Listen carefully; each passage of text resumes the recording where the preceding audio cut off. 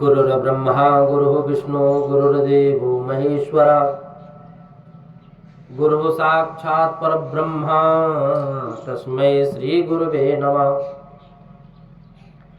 अखंडमंडलाकारं व्यापितं येन चराचरं तत्पदं दर्शितं येन तस्मै श्री गुरुवे नमः। गुरु ब्रह्मा जी का स्वरूप है। ब्रह्मा जी जगत की उत्पत्ति करते हैं और सदगुरु शिष्य को नया जन्म देता है। गुरु ब्रह्मा गुरु विष्णु।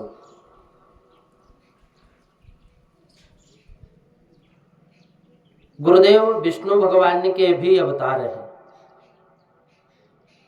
भगवान विष्णु रक्षा करते हैं। गुरुदेव भी शिष्य का सर्वकाल में रक्षा करते हैं। पिता पुत्र का रक्षण करता है, पिता पुत्र के साथ स्नेह करता है, परंतु पिता पुत्र के प्रेम में स्वार्थ है। पिता ऐसी अपेक्षा रखता है कि वृद्धावस्था में लड़का मेरा रक्षा करेगा, मेरी सेवा करेगा। पिता को ऐसा थोड़ा स्वार्थ है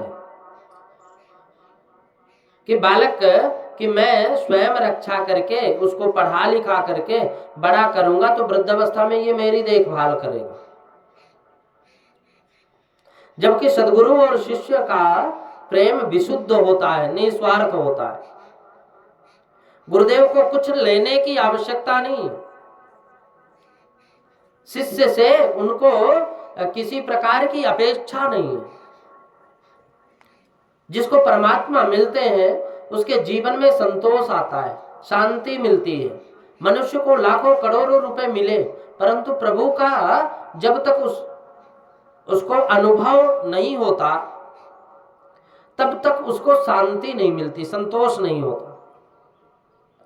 ज्ञानी पुरुषों के पास कुछ नहीं होता परंतु वे आत्म स्वरूप में परमात्मा का अनुभव करते हैं और इससे उनका दूसरे किसी की आवश्यकता जरूरत नहीं पड़ती। फिर पीछे उनको तुमको अन्य या क्या चाहिए। जीव को लक्ष्मी मिलने से संतोष नहीं होता। उसको जब लक्ष्मीपति मिलते हैं ना जीव को, तब संतोष, परमात्मा का अनुभव होता है, तब उसको संतोष मिलता है, संतोष होता है। सदगुरु की ऐसी इच्छा होती नहीं कि शिष्य मुझको कुछ दे, कभी ऐसी इच्छा नहीं होती। सदगुरु तो शिष्य को देने की इच्छा रखते हैं।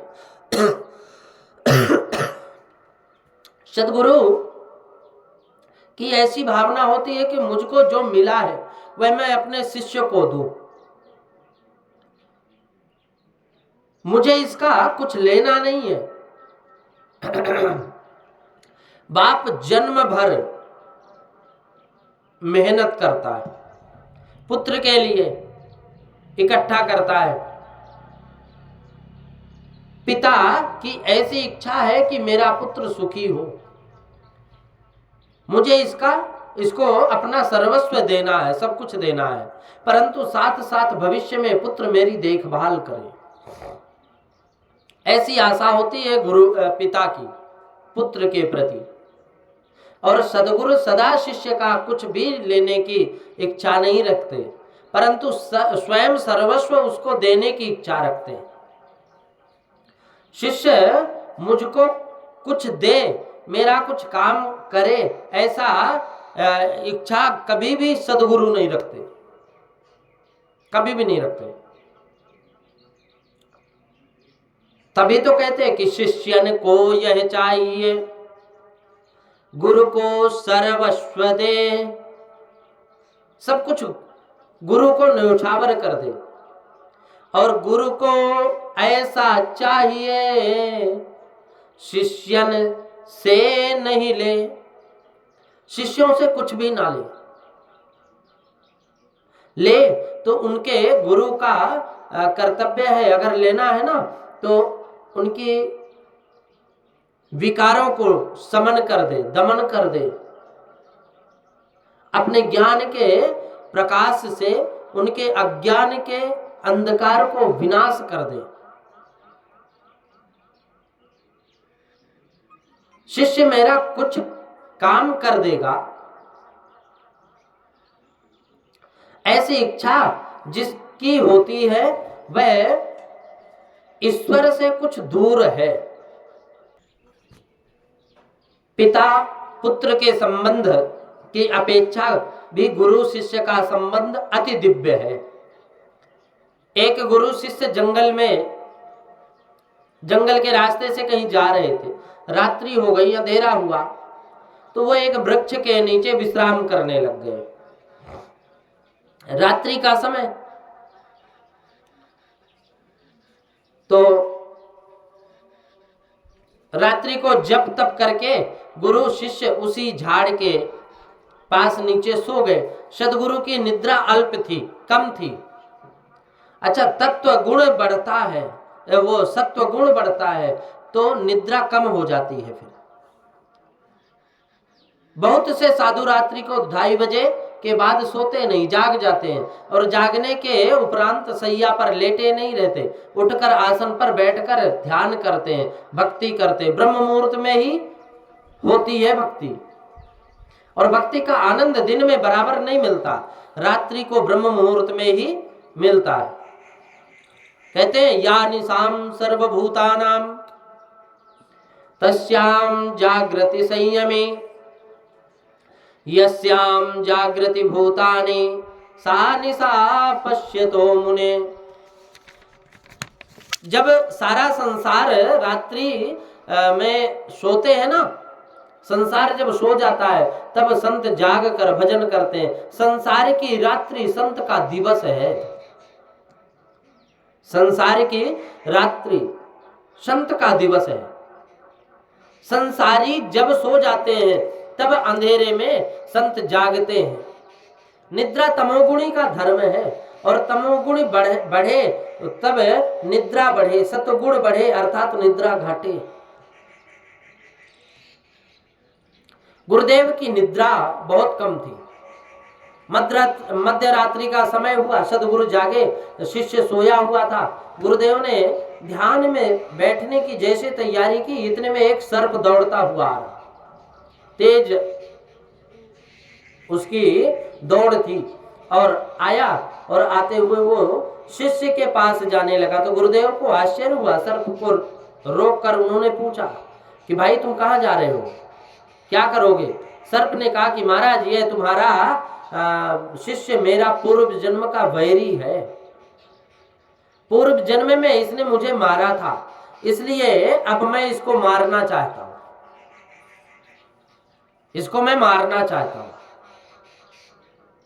इसने पूर्व जन्म में मुझे मारा था, तो पूर्व जन्म में मारा इसलिए ये मेरा बैरी है। सर्प जहरीला अवश्य होता है, ध्यान रखना, परंतु वह बैरी को ही मारता है, बैरी को ही काटता है, बैरी को ही डसता है।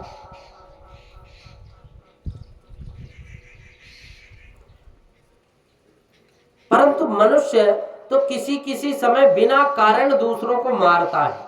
मानव अनेक बार सर्प से भी अधिक जहरीला होता है। मनुष्य कई बार सर्प से भी ज्यादा जहरीला हो जाता है। 1000 मनुष्य बैठे हों, मानव अनेक बार जहरीला हो जाता है, लेकिन 1000 मनुष्य बैठे हों, परंतु सर्प जो शत्रु होगा ना उसी को डसेगा, उसी को काटेगा। सर्प जिस किसी को हरेक को डसता नहीं। जिसने अपमान किया हो इस जन्म अथवा पूर्व जन्म में, जिसने इसको मारा हो, उसको ही यह डसता है, काटता है। गुरुदेव सर्प को समझाने लगे, भाई मेरे शिष्य की भूल हुई है, मैं क्षमा मांगता हूं, तो इसको तू काट मत, क्षमा कर दे, इसका मरण हो, यह मुझे सुहाता नहीं, मुझे अच्छा नहीं लगेगा। इसको काटने से तुझे क्या मिलेगा? गुरुदेव सर्प को समझाने का प्रयत्न करते, परंतु सर्प मानता नहीं। उसने कहा महाराज तुम्हारा यह ज्ञान मुझे अच्छा नहीं लगता। अपने वैरी को मैं डसूं और यह तड़प कर मरे, यह देखकर मैं प्रसन्न हो जाऊंगा।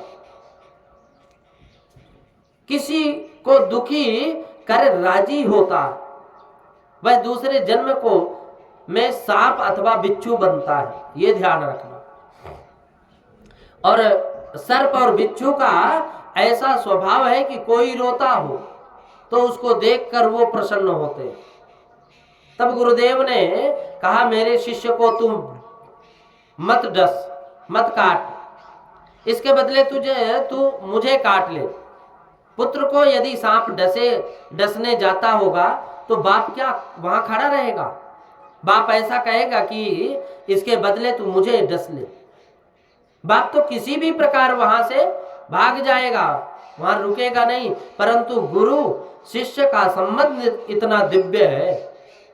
गुरुजी ने सर्प से कहा कि भाई तू मुझे डस ले, मेरा कोई भी काम बाकी नहीं रहा, मेरे मन में कोई विकार वासना नहीं है, मेरा मन शांत है, शुद्ध है, निर्विकार है, मुझे परमात्मा का अनुभव हो चुका है, मैं प्रभु का स्मरण करने बैठा हूं, तू मुझे डस ले, मेरा मरण मंगलमय होगा, मैं सिद्ध हूं, शुद्ध हूं। और सिद्ध मरता है तो उसका मरण मंगलमय होता है, ध्यान रखना। वो तो प्रभु के चरणों में लीन हो जाते हैं, परंतु मेरा वह शिष्य अभी साधक ही है, यह भी साधना करता है, इसको अभी परमात्मा का अनुभव हुआ नहीं। प्रभु के दर्शन बिना यह मरेगा तो इसका मरण बिगड़ेगा। तू इसको काट नहीं, मुझको काट। जीवन मरण सद्गुरु सुधारते हैं। जन्म मरण त्रास से छुड़ा दे, वे ही सद्गुण है, सद्गुरु है।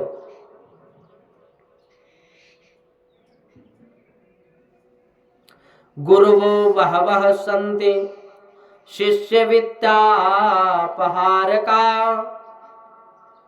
सगुरु दुर्लभो लोके शिष्य संतापहारका।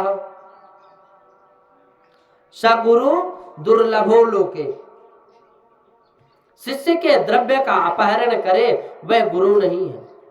शिष्य के पैसे का उपभोग करे वो गुरु नहीं है।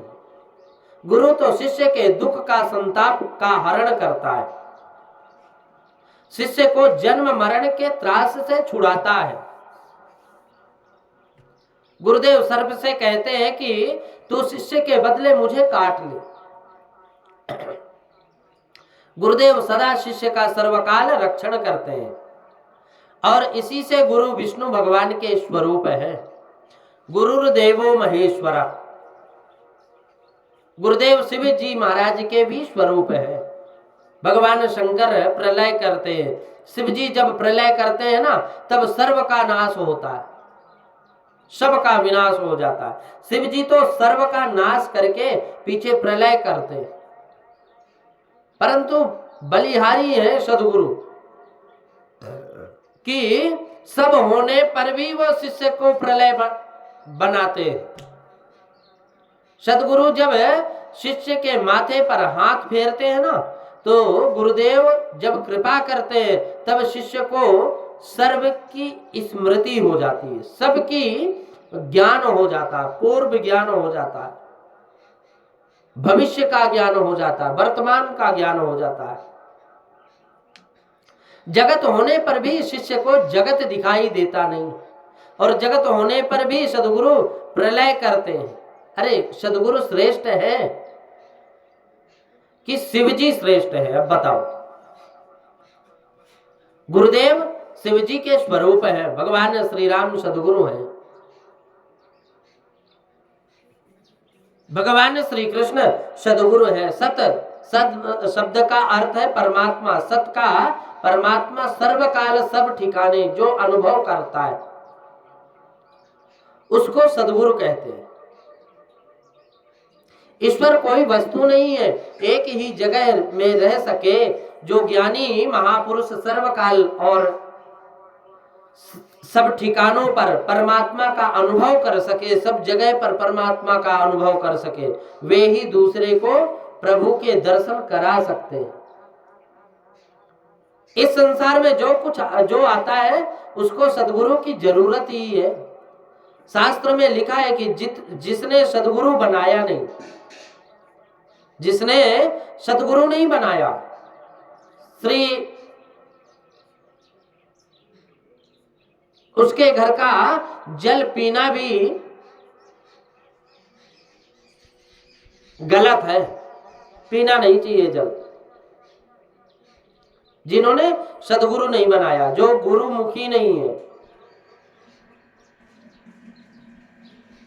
कोई फायदा नहीं है उनके घर का जल पीने से।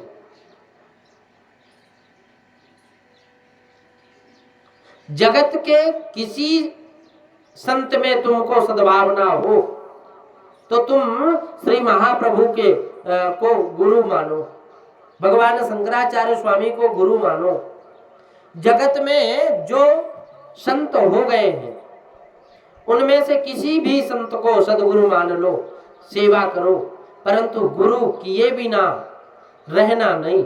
जगत के जिन महापुरुषों को परमात्मा को महाअनुभव हुआ है उन सबको सद्गुरु द्वारा ही प्राप्त प्रभु मिले हैं। सद्गुरु कृपा से ही मन शुद्ध होता है। जब सद्गुरु की कृपा होती है ना तब मन शुद्ध होता है। फिर सद्गुरु कृपा से मन शुद्ध होता है और मन का सूक्ष्म मन साधन से दूर होता है। सद्गुरु कृपा से दूर होता है। मन में दो प्रकार का मल है, एक स्थूल मल और एक सूक्ष्म मल। मन दो प्रकार का माना जाता है। मन स्थूल मन और सूक्ष्म मन। तुम कथा में बैठे हो, कथा सुनते हो और संभव है कि तुम्हारा सूक्ष्म मन कथा में भी नहीं है, कथा से जाता है। सूक्ष्म मन कथा में से भी जाता है। कितनों ही कथा में पीछे बैठे याद आती है, मन में संशय होता है कि तिजोरी खोलने के पीछे ताला लगाया या रह गया। कोई धर्म स्थल में जाते हैं, तीर्थ स्थल में जाते हैं और वहां जब जाते हैं भजन में बैठेंगे, जब उनके मन में विचार उत्पन्न होता है कि क्या हमने घर में तिजोरी में ताला लगाया कि नहीं। सूक्ष्म मन घर में रह गया और यह कथा सुनते हैं, यहाँ डुबकी लगाते हैं, गंगा के किनारे गंगा जी में आकर के स्नान लगाते हैं। तन और मन दो प्रकार के हैं। तन जैसे स्थूल और सूक्ष्म है वैसे मन भी सूक्ष्म है।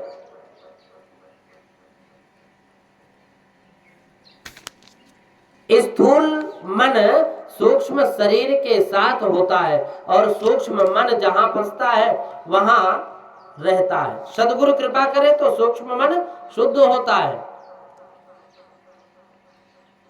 वो फिर फंसता नहीं। तुम जप करो, तीर्थ यात्रा करो, यज्ञ करो, दान करो, देव दर्शन करो, कथा सुनो, इन साधनों से तुम्हारा स्थूल मन शुद्ध होगा, परंतु सूक्ष्म मन तो सद्गुरु की कृपा से ही शुद्ध होगा। जब तक तुम्हारे जीवन में सद्गुरु नहीं होंगे तो सूक्ष्म मन तुम्हारा शुद्ध नहीं होगा। सद्गुरु के बगैर कल्याण होने वाला नहीं है और कोई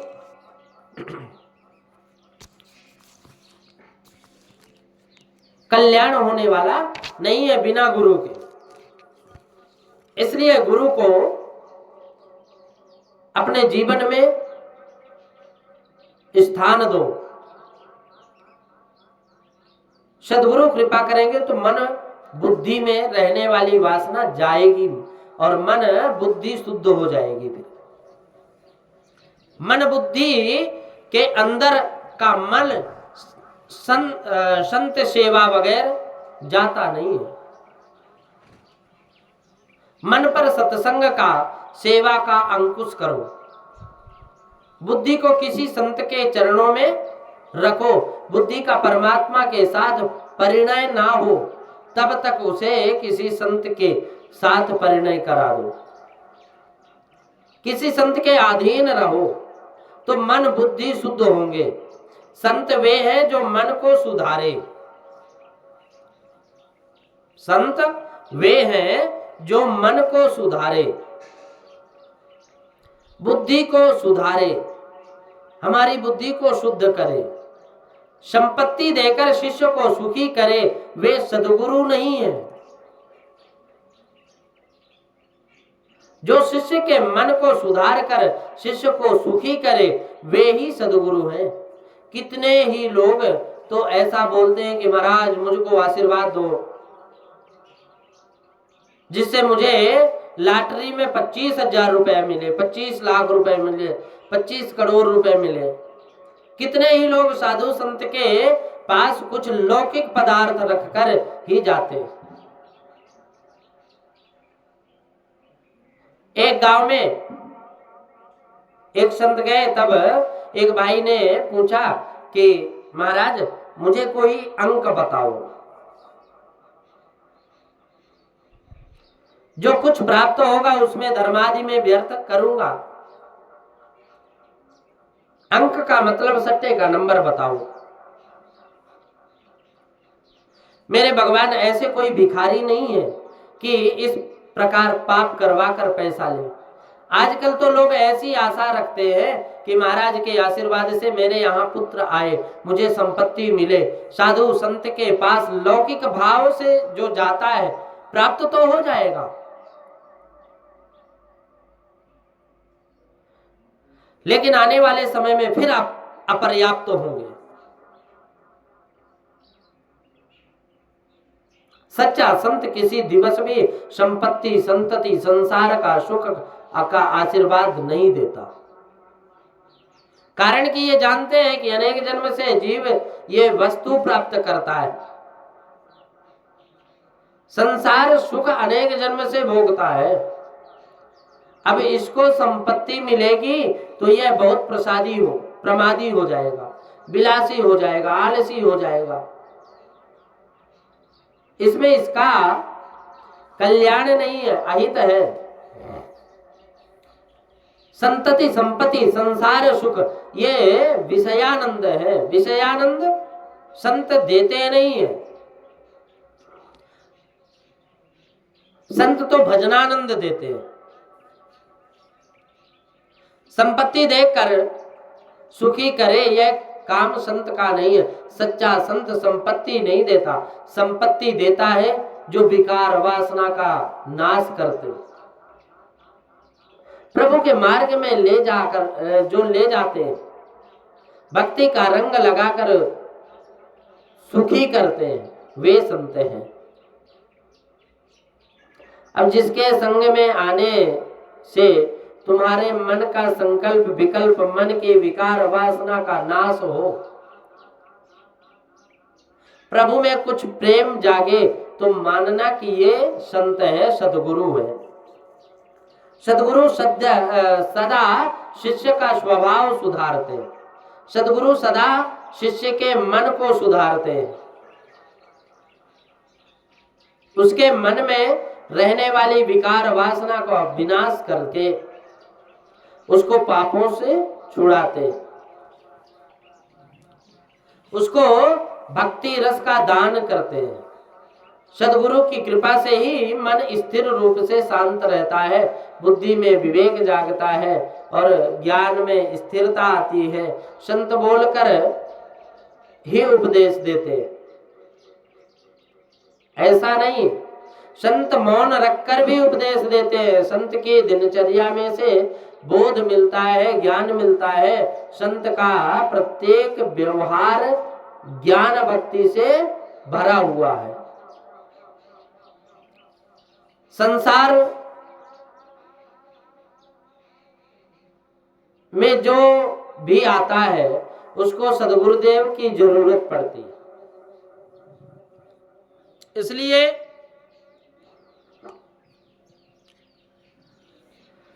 संसार में आने के पश्चात भगवान राम सद्गुरु के चरणों में बैठे हैं। भगवान श्री कृष्ण ने सांदीपनी ऋषि के चरण पकड़े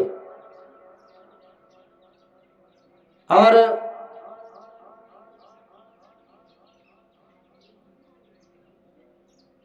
संसार में जो भी आता है उसको सद्गुरु के जरूरत पड़ती है। भगवान शंकर माता पार्वती से यह कहते हैं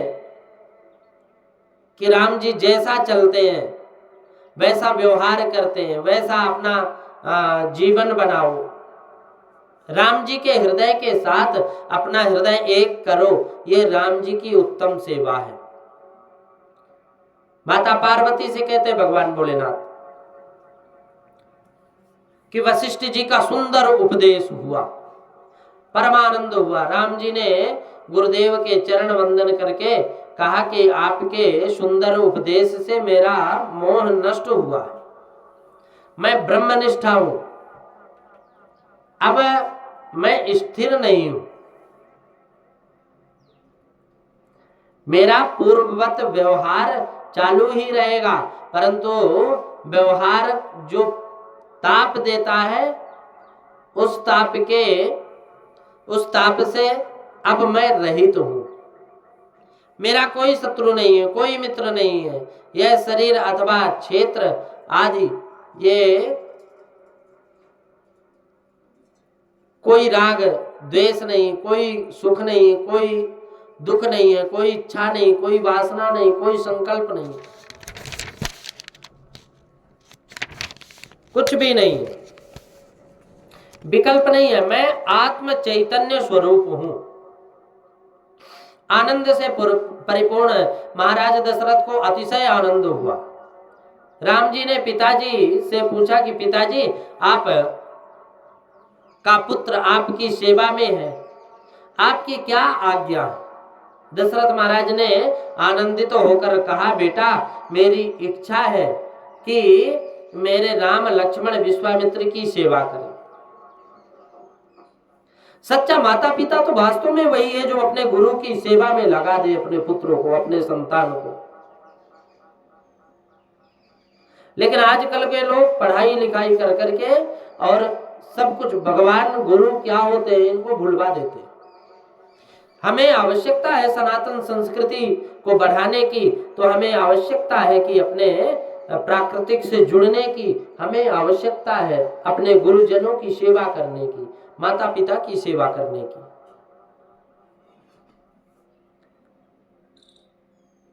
राम जी कहते हैं कि आपकी क्या इच्छा है? महाराज दशरथ कहते हैं कि हमारी इच्छा है विश्वामित्र की सेवा करो। राम लक्ष्मण विश्वामित्र जी की सेवा करें और इनके यज्ञ की रक्षण करें। मेरे राम लक्ष्मण विश्वामित्र जी ने कहा पिताजी, वो राम जी ने कहा पिताजी आप जो आज्ञा देंगे मैं वही करूंगा। मैं माँ की आज्ञा लेकर, माँ से आज्ञा लेकर के आता हूं। श्री राम लक्ष्मण कौशल्या माँ को वंदन करने गए। अब राम जी तो माता जी को वंदन करके चुपचाप बैठ गए। राम जी कुछ बोले नहीं। लक्ष्मण जी ने कहा कि माँ हमारे पिता ने हमको आज्ञा दी है कि गुरुदेव की सेवा करो और उनके यज्ञ का रक्षण करो। हम गुरु जी के साथ जाना चाहते हैं, हम आपका आशीर्वाद लेने आए, गुरु जी की सेवा आशीर्वाद लेने आए हैं। गुरु जी के साथ जाना है, गुरु जी की आज्ञा हुई है, पिताजी की आज्ञा हुई है, अब माँ का भी आशीर्वाद ले लो।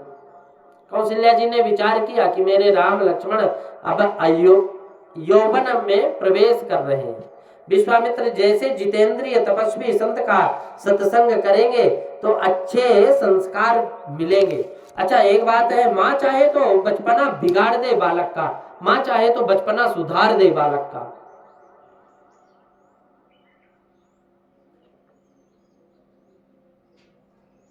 कौशल्या जी ने विचार किया कि मेरे राम लक्ष्मण अब यौवन में प्रवेश कर रहे हैं। विश्वामित्र जैसे जितेंद्रिय तपस्वी संत का सत्संग करेंगे तो आनंद रहेगा।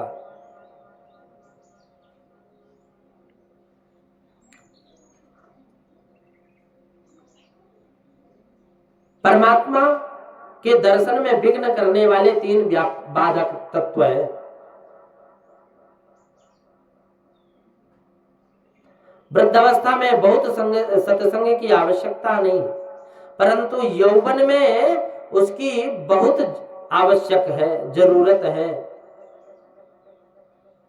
शरीर बिगड़े पीछे बहुतों को सावधानी आती है। शरीर ठीक रहे तब तक मनुष्य सावधान होता नहीं। शरीर बिगड़े पीछे क्या सावधान होना, वृद्ध होने पर सावधानी क्या।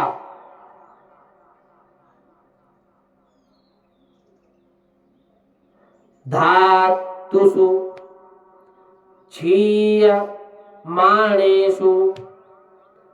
समः कस्य न जायते। मनुष्य का विवेक तब जागता है जब शरीर दुर्बल हो जाता है, शक्तिहीन हो जाता है। ऐसे समय में विवेक जागता है और जब कि वह कुछ कर ही नहीं सकता। यह विवेक किस काम का? शरीर ठीक हो, शरीर में इंद्रियों में शक्ति हो, तब विवेक जागे तो कल्याण हो। यौवन में सत्संग की आवश्यकता है। बाल्यावस्था में बहुत सत्संग ना हो तो बाधा नहीं है। बालक को माता पिता का संग मिलना, माता पिता इसको पाप करने से रोकते हैं। 15 वर्ष पीछे यौवन में प्रवेश होता है, उस समय सत्संग की बहुत आवश्यकता होती है। 15 से 40 वर्ष का समय भान भुलाने वाला है, उसको गधा 25 कहते हैं। उस समय मनुष्य पशु जैसे होता है और इसीलिए सत्संग की जरूरत है। कौशल्या जी ने विचार किया कि मेरा राम अब बड़ा हुआ है, यौवन में संत की सेवा करने का सौभाग्य प्राप्त हो रहा है। वह ठीक, बहुत ठीक है। विश्वामित्र महान ज्ञानी है, तपस्वी है, उनकी सेवा करे तो ठीक है। अनेक वर्षों तक पुस्तकें पढ़ने से जो ज्ञान नहीं होता, वह जितेंद्रिय भजनानंदी संत की सेवा में रहने से अनायास ज्ञान प्राप्त हो जाता है। जिनको परिपूर्ण इंद्रियों में विजय मिली है, जो जितेंद्रिय है, जिसको अंदर से भक्ति का रंग लगा है, ऐसे किसी संत की सेवा में रहने से अनायास ही ज्ञान प्राप्त हो जाता है। अनायास ही ज्ञान प्राप्त हो जाता है। इसलिए हमें जीवन में सत्संग की, हमें जीवन में सद्गुरु की आवश्यकता है। गुरु के बिना जीवन अधूरा है।